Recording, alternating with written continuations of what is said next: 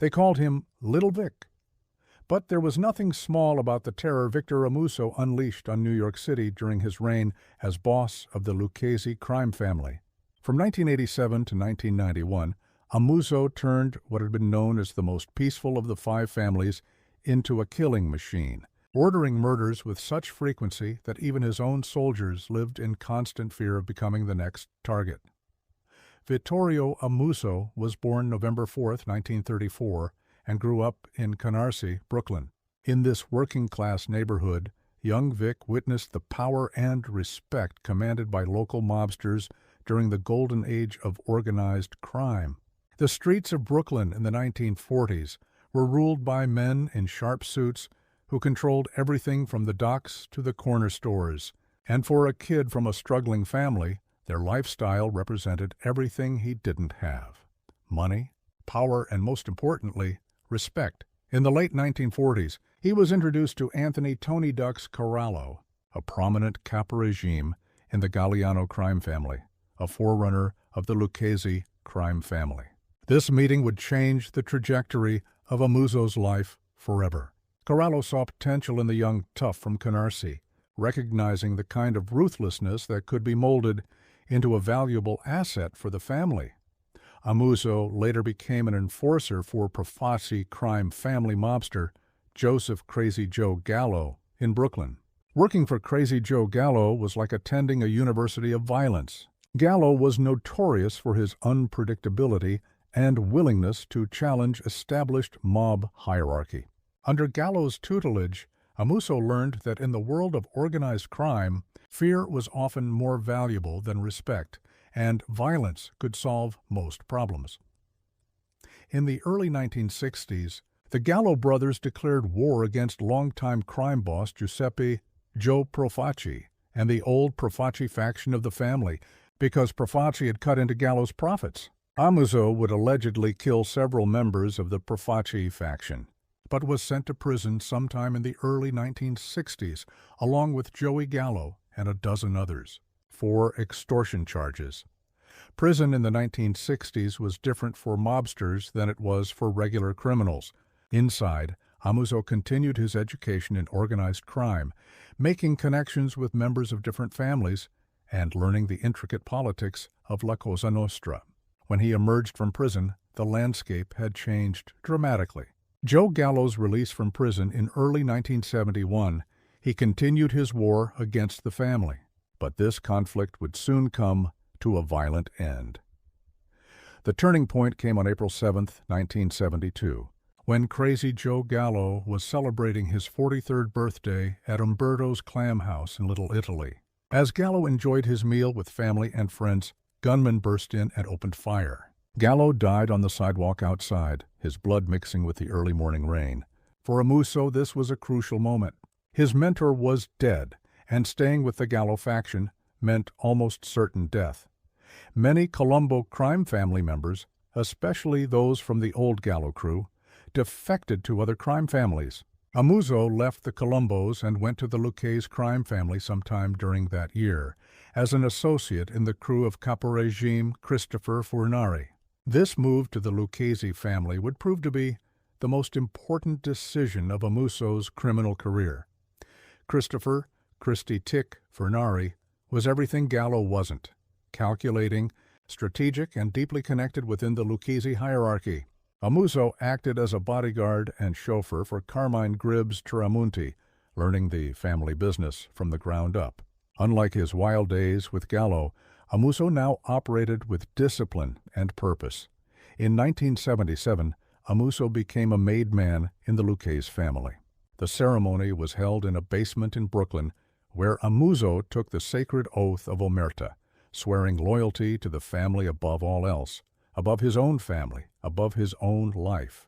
He pricked his finger, letting his blood drip onto a picture of a saint, which was then set aflame in his cupped hands. As the image burned, he swore that if he ever betrayed the family, may he burn like that saint. During this period, Amuso formed a partnership that would define his criminal career and ultimately lead to unprecedented bloodshed. Amuso became one of Furnari's top protégés, along with friend Anthony Casso. Anthony "Gaspipe" Casso was a stone-cold killer with a brilliant criminal mind. Together, Amuso and Casso made millions through various rackets, from drug trafficking to labor racketeering. At the time of the Brooklyn mobster's arrest, he had been found with 3 pounds of heroin in his possession. Reportedly, the heroin operation was headed by Amuso, his cooperator Casso, and 2 other associates of the Lucchese family. They were all sent to prison. This arrest for heroin trafficking showed that Amuso was willing to break one of the mafia's cardinal rules. Dealing in narcotics was supposedly forbidden, though many mobsters ignored this prohibition when big money was involved. Fornari was promoted to consigliere in 1980, and Amuso succeeded him as capo. As a captain in the Lucchese family, Amuso now commanded his own crew of soldiers and associates. He controlled lucrative rackets in Brooklyn and Queens, using violence and intimidation to maintain his grip on illegal gambling, loan sharking, and extortion operations. The mid-1980s brought seismic changes to the New York Mafia. The federal government, armed with new RICO statutes, was systematically dismantling the 5 families' leadership. On February 15, 1985, Corrado Fornari and underboss Salvatore "Tom Mick" Santoro were indicted in the Mafia Commission trial, along with the top major heads of the 5 families. This trial would effectively decapitate the leadership of New York's organized crime families. But before the government could claim victory, the Lucchese family was involved in one of the most audacious attempted murders in Mafia history. On April 13, 1986, the underboss of the Gambino crime family, Frank DeCicco, was killed when a bomb placed under his car went off. The bomb had been planted by Herbert Pate, while Amuso, Casso, and Vic's brother Robert watched from a parked car. The target was allegedly Gambino boss John Gotti, who earlier, with DeCicco, had organized the murder of former boss Paul Castellano without the permission of the commission. Reportedly, Amuso and Casso, along with Genovese crime family boss Vincent "Chin" Gigante, had planned Gotti's execution but killed DeCicco by mistake. This car bombing marked a dangerous escalation in mafia warfare. Bombs were considered a Sicilian tactic, too messy and indiscriminate for the American mafia. But Amuso and Casso didn't care about tradition. They only cared about power and settling scores. As the commission trial proceeded, it became clear that the old leadership of the Lucchese family would never return to the streets. By late 1986, Corrado realized that he, Santoro, and Fornari were headed for convictions that would send them to prison for life. To avoid internal war and keep up the family's tradition of a peaceful transfer of power, Corrado summoned Amuso and Casso to a meeting at Fornari's house and decided that one of them would succeed him as boss. Fornari then met with his 2 protégés and told them to decide which one would take the mantle. They ultimately decided that it should be Amuso. Some say Casso deliberately stepped aside, preferring to operate in the shadows as underboss. Others believe Amuso's seniority and connections made him the natural choice. Whatever the reason, this decision would unleash a reign of terror unprecedented in American mafia history. He was named acting boss later in 1986 and the new official boss on January 13, 1987, when Corrado and others were sentenced to life imprisonment. At 52 years old, Victor Amuso had reached the pinnacle of organized crime. He was now the boss of one of New York's 5 families, with hundreds of soldiers under his command, and millions of dollars flowing through his criminal empire. Vittorio Vic Amuso and his fierce underboss, Anthony "Gaspipe" Casso, the first members of the family's Brooklyn wing to head the family, instituted one of the most violent reigns in American mafia history. For most of its history, the Lucchese family was reckoned as one of the most peaceful crime families in the nation. However, that changed when Corrado named Victor Amuso as his successor shortly before going to prison. The transformation was immediate and shocking. Where previous Lucchese bosses had ruled through negotiation and strategic alliances, Amuso ruled through fear. Amuso had a simple way of dealing with anyone who crossed him: kill them on the spot. His paranoia was legendary. He saw enemies everywhere, even among his most loyal soldiers. From 1978 to 1990, 4 of the 5 crime families of New York, including the Lucchese family, rigged bids for 75% of $191 million, or about $142 million, of the window contracts awarded by the New York City Housing Authority. The bloodletting started with the so-called Windows case in 1986, when Amuso felt that his family wasn't getting enough profit from the operation and demanded that Casso supervise Lucchese's share in the cartel. The Gambino, Colombo, Genovese, and Lucchese families had together created a cartel in 1978, which eventually controlled over $150 million in contracts from the New York City Housing Authority, NYCHA. The cartel monopolized the industry through Local 580, a Lucchese family-controlled local of the Iron Workers Union. But money wasn't enough for Amuso. He wanted absolute loyalty, and he was willing to kill anyone he suspected of betrayal. The murders began almost immediately after he took power. Darko and Chiodo described a murderous campaign by Amuso between 1988 and 1991 to eliminate anyone he suspected of disloyalty, including an entire faction of the Lucchese family and, ultimately, Darko and Chiodo themselves. The list of victims grew longer by the month. Sorecho Sammy the Arab Nalo was the first to fall. Valencias told Chiodo that Nalo was encroaching on his illegal gambling activities, a portion of which benefited the Lucchese family, and requested the aid of the Lucchese family in murdering Nalo. According to Chiodo, Amuso was hesitant at first because Valencias was not formally affiliated with an organized crime family, but after Chiodo told Amuso that Valencias feared for his life, Amuso told Chiodo that it was okay to proceed with Nalo's murder. Chiodo assigned the murder to several Lucchese family soldiers. They subsequently shot Nalo to death in his travel agency on October 25, 1988.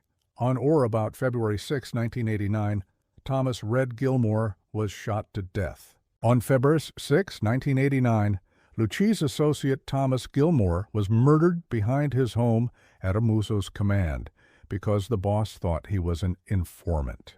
This was the beginning of Amuso's paranoid purge.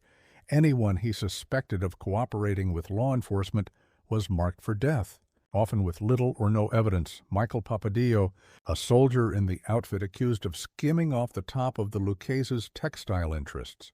He was bludgeoned to death with a length of metal cable and shot on Amuso's orders at a Queens bagel shop in May 1989. 3 months later, Michael Papadillo, a Lucchese soldier, met a bad end at a Howard Beach bagel shop because Amuso thought he was skimming from the boss's garment industry proceeds. The brutality of Papadillo's murder sent a clear message: steal from Vic Amuso and you die badly. The murders continued at a relentless pace. On September 13, 1989, Amuso ordered the killing of John Petruccelli, who bragged he was hiding Bonanno associate Gus Ferrace, who had murdered undercover DEA agent Everett Hatcher earlier that year. The La Cosa Nostra Commission ruled that no one was allowed to help Ferrace escape, and Amuso ordered Petruccelli kill the fugitive. When he didn't do the deed, Amuso ordered him whacked outside his Yonkers apartment. The mob later had Ferrace killed. Chiodo testified that Amuso and Casso suspected Morrissey of cooperating in the Windows case, and that they ordered Chiodo to kill Morrissey and bury his body where it would not be found. Chiodo and several Lucchese family members shot Morrissey to death and then buried his body near a stone wall. 4 days after Petruccelli's death, Amuso had John Morrissey, an Iron Workers Union shop steward, killed because he was afraid Morrissey would cooperate with prosecutors and inform on the mob's window replacement racket. He ordered Morrissey driven to a secluded area of New Jersey where he was shot and buried. As 1990 dawned, Amuso's paranoia reached new heights. In May 1990, upon learning of the impending Windows indictment, Amuso had fled New York City and gone into hiding. Running the family from hiding only increased his paranoia. Unable to meet face-to-face with his captains, he relied on Casso and a few trusted intermediaries to relay his orders. The distance made him even more suspicious of everyone's loyalty. The following year, Another soldier, Bruno Facciola, was lured to an auto body shop and executed on the orders of Amuso, who suspected him of squealing to the feds. After shooting him between the eyes, the killer placed a dead canary in the victim's mouth as a warning to others thinking of cooperating with prosecutors. The message was as clear as it was gruesome. Rats get what's coming to them. In June 1990, Amuso ordered the killing of fellow Lucchese member Michael Salerno, who was bitter about Amuso rising up the ranks of the family instead of him. Even perceived slights or jealousy could now result in a death sentence.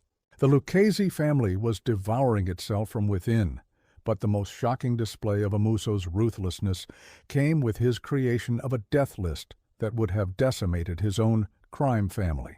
He and Casso crafted a list of 49 people that they wanted dead, half of whom were Lucchese-made men. This was unprecedented in mafia history. To order the deaths of made members of your own family on such a scale violated every principle of La Cosa Nostra. He also ordered Darko to bring in a bomb expert from the Philadelphia's crime family as part of a plan to blow up Gambino boss John Gotti. The plan to bomb Gotti showed how far Amuso had strayed from traditional mafia values. Car bombings were considered a violation of the rules, too indiscriminate, and likely to harm innocent bystanders. One of the most dramatic episodes in Amuso's reign of terror involved Peter Fat Pete Chiodo, a trusted captain who had carried out numerous murders on Amuso's orders. Suspecting that Chiodo had turned informer, Amuso decided to have Chiodo killed. On May 8, 1991, 3 gunmen shot Chiodo 12 times, but failed to kill him. A mob murder squad tried to do the deed on May 18, 1991, ambushing him at a Staten Island gas station. But the 6'5", 435-pound Chiodo survived being shot 13 times. The fact that Chiodo survived being shot over a dozen times seemed like a miracle, but for Amuso, it was a loose end that needed to be tied up. What happened next shocked even hardened mobsters. A few weeks later, Amuso sent word to Chiodo's attorneys that his wife had been marked for death. This violated a long-standing mafia rule that women are not to be harmed. Later, a hit team nearly killed Chiodo's sister. Amuso ignored mafia code to not target relatives and ordered Chiodo's sister Patricia Capozzalo whacked. Even though she had no role in organized crime, the move backfired spectacularly, as Chiodo became a government informant and agreed to testify against several major heads of the 5 families, including Amuso, that same year. By breaking the sacred rule against harming women and family members, Amuso had given Chiodo no choice but to cooperate with the government. It was either that or watch his entire family be slaughtered. Chiodo revealed details of the entire Windows case operation, several murder and conspiracy charges, loan sharking and extortion, as well as money laundering and drug trafficking operations around Queens, Brooklyn, Manhattan, and the Bronx.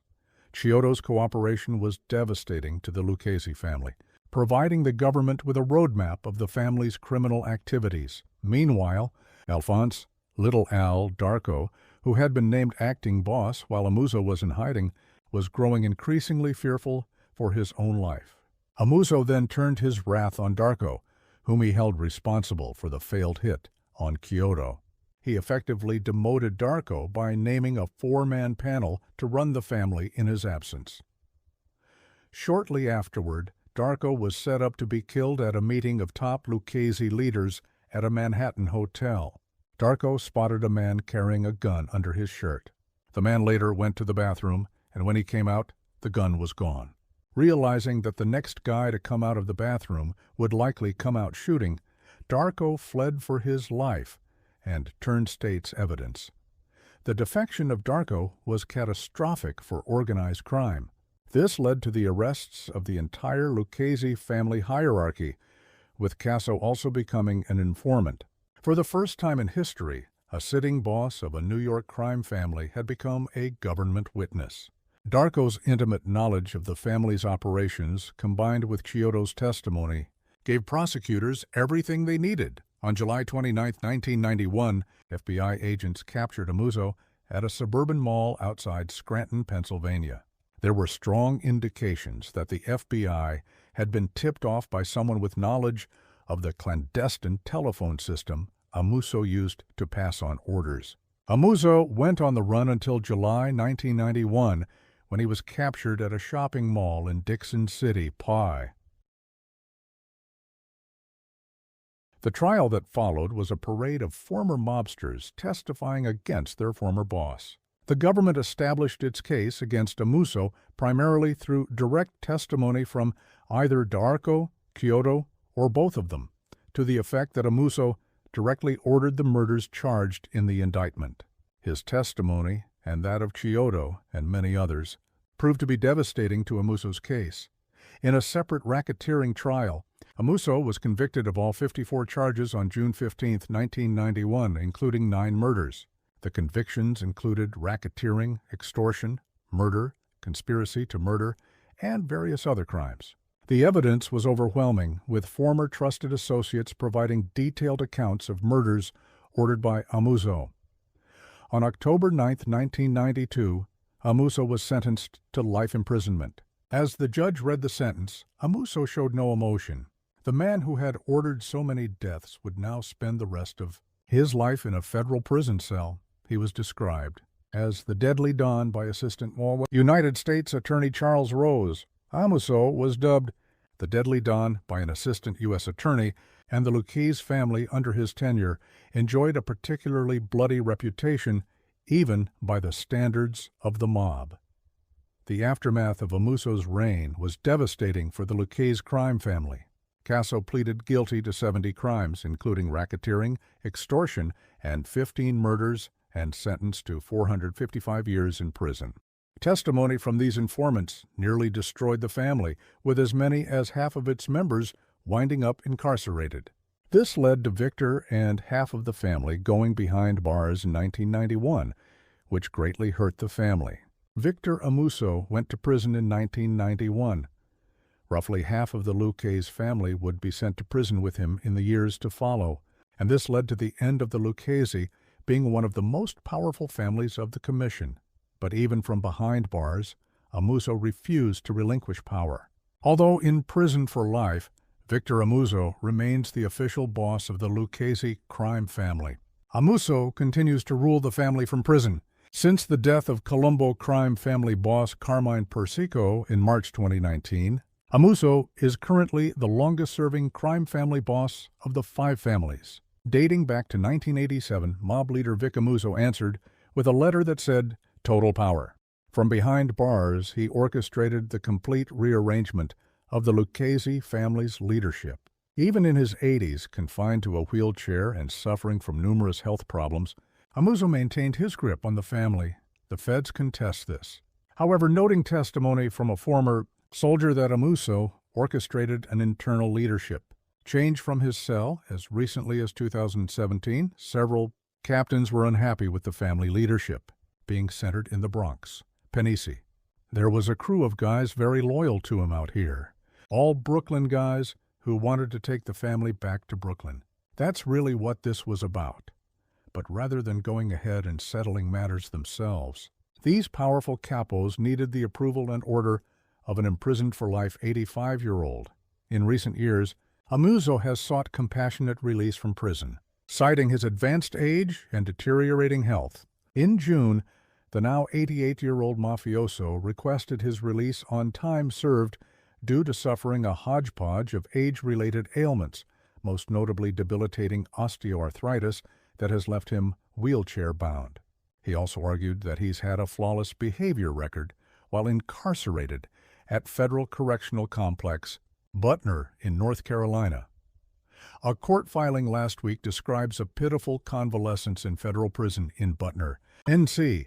His chronic arthritis is so bad he can't get around without a wheelchair. His vision is clouded and worsening. He's lost all of his teeth, and his pleas for medical help are not answered promptly. In order to get the help he needs, he often has to make written requests, like one in March that read, "I need a cortisone shot in my hip and knee, and I'm in severe pain, please. If there is a God, help me with this, as I am 90 years old and in severe pain." But the government has consistently opposed his release. A federal judge said Amuso convicted in 1991 on racketeering charges and for 9 murders, had sent too many people to their graves and caused too much destruction and mayhem to deserve a premature end to his life sentence. During his reign in the late 80s and early 90s, Amuso directly ordered the murders of at least a dozen individuals, 9 of whom were successfully whacked by his underlings. Murder was a tool in Amuso's arsenal, and one he used regularly in order to advance his business pursuits and ensure that he retained absolute power in the family. The judge's words captured the essence of Amuso's reign, a time when murder became not just a tool of enforcement, but the primary means of maintaining control. The effects of Amuso's actions are long-standing, as the families of those slain at his command will never be able to obtain the relief that Amuso himself now seeks. The murderous means that Amuso employed to reach his criminal ends weigh heavily against any form of compassionate release. The story of Victor Amuso serves as a cautionary tale about the corrosive effects of absolute power and paranoia. Vittorio Vic Amuso's reign over the Lucchese mob family has been one of pure terror, mostly for members of his own Borgata, as he ordered scores of his soldiers and captains whacked. His murderous rule has ensured his place at the head of the table, though, as he remained the official boss despite serving a life sentence, Victor's paranoia and bloodlust led to the murder of over 100 individuals in less than 5 years and ended the Lucchese's relatively peaceful reputation. Fearing for their lives, many members of the family testified against Victor.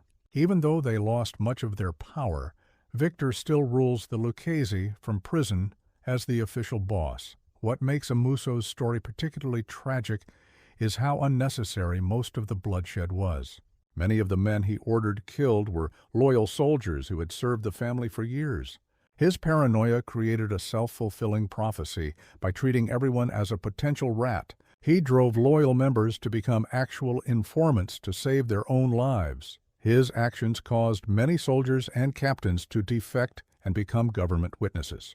Though some will say it was Gaspipe Casso who was behind the murderous decisions, Amuso still had to sign off on them, and there is clear evidence he was as much a part of the slaughtering as Casso. The legacy of Victor Amuso is written in blood. He transformed the Lucchese family from one of the most stable and profitable crime families into a paranoid killing machine that ultimately destroyed itself. His willingness to break sacred mafia rules, targeting women, planning to use bombs, ordering the deaths of made members without proper justification, showed a complete disregard for the traditions that had allowed La Cosa Nostra to survive for generations. Amuso was married to Barbara, and the couple had one daughter, Victoria. They live in Howard Beach, Queens. While Amuso built his criminal empire and ordered deaths from his comfortable home in Howard Beach, the families of his victims were left to mourn their loved ones. The wives who became widows, the children who grew up without fathers, the mothers who buried their sons. These are the true casualties of Amuso's reign of terror. Today, the Lucchese crime family is a shadow of its former self. This effectively ended the family's decades-long history of being one of the most powerful crime families in New York City. Despite being weaker, they are still a part of organized crime in New York City today. The family that once commanded respect and fear throughout New York's underworld now struggles to maintain relevance in a changed world. Amuso has been serving a life sentence on murder and racketeering charges since 1992 and is currently incarcerated at the Federal Correctional Complex, Butner, in North Carolina. From his prison cell, the man once known as Little Vic contemplates a lifetime of violence that brought him to this end, alone, aging, and imprisoned for crimes that shocked even the criminal underworld. The most profound tragedy of Victor Amuso's story isn't just the lives he destroyed or the family he decimated. It's that a man who reached the pinnacle of power in organized crime ultimately became a prisoner of his own paranoia long before he was locked in a federal cell. In his relentless pursuit of absolute control, he lost everything: his freedom, his family, his empire, and ultimately his humanity. As we look back on the blood-soaked years of Amuso's reign, we see not the story of a powerful crime boss, but the tale of a man whose fear and greed consumed him entirely. He violated every code he had sworn to uphold, betrayed every principle that gave structure to his world. And in the end, he sits alone in a prison cell, a monument to the destructive power of paranoia and the inevitable fall that comes to those who rule through terror alone. The streets of Brooklyn where young Vic Amuso once walked, dreaming of power and respect, still exist. But the world he helped create, one where loyalty meant nothing and murder was the answer to every problem, died with his reign. In trying to preserve his power through violence, Victor Amuso ensured that his name would forever be associated not with strength or leadership, but with the bloodiest, most destructive period in American mafia history, and perhaps that is his greatest punishment, not the life sentence he serves in prison, but the knowledge that he destroyed everything he claimed to value, leaving behind only a legacy of blood, betrayal, and broken traditions that can never be restored.